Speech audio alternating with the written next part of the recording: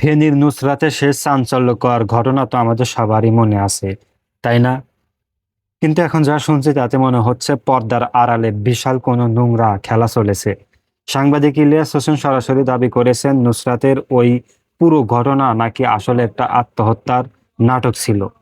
সেটাকে পরিকল্পিত খুনের রূপ দেওয়া হয়েছে বলে দাবি করেছেন তিনি।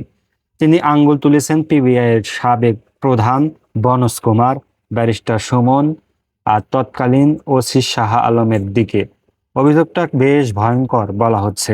শুধু কিছু আলেম সমাজ ও মানুষের চোখে নিচে নামাতে আর ব্ল্যাকমেইল করে কোটি কোটি টাকা হাতিয়ে নিতেই নাকি এই পুরো শখটাই করা হয়েছিল।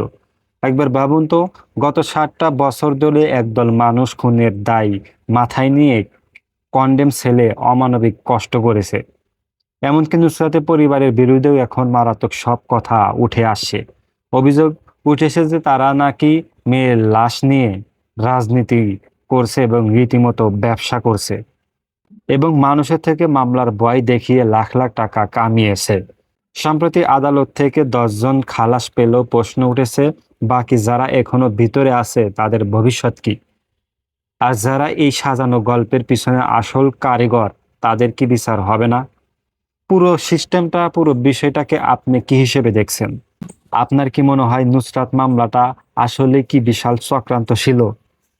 কমেন্টে আপনার মতামত অবশ্যই জানাবেন।